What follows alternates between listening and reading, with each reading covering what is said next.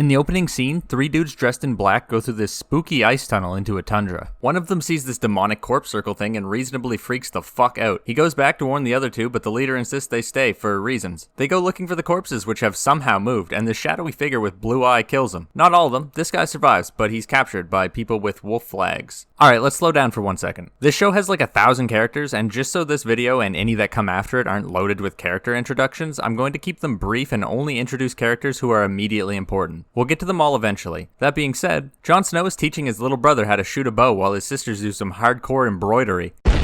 But the younger of the 2 doesn't like girl shit and stunts on the little brother by nailing the bullseye from way further back than he's standing. Remember that guy from the first scene who I said survived? Not anymore, he didn't. But before he died, he gave a name to those blue-eyed zombie things, and he called them White Walkers. Who cut off his head? Jon Snow's father, Eddard, Ned for short. Also, he made his 10-year-old son watch as a character-building exercise. Ned and the boys go for a relaxing post-execution stroll and find some dead animals, one of which is a direwolf mother whose 5 pups are trying to feed off its corpse. Ned wants to kill them out of mercy, but Jon points out there's enough for each of Ned's children, and he says, okay, cool. Jon doesn't get one because he is a bastard. Psych, there's an extra one hiding in a tree. Cut to King's Landing, where 2 siblings, one of which is the queen, have a conversation about a secret they presumably killed this guy to keep under wraps. News of that gets back to Ned up north, and he seems pretty bummed out about it, and then his wife says the king is on his way, and Ned gets even more bummed out about that. Ned's youngest son, whose name is Brandon by the way, is on some Assassin's Creed shit and sees the king coming. His mom sees him and demands that he stops climbing on shit like that. Somehow I don't feel like it'll be a problem for very long. Anyway, the king shows up and he's a huge homie, and him and Ned go way back. He exchanges pleasantries with the Starks, and then him and Ned go off to the crypt.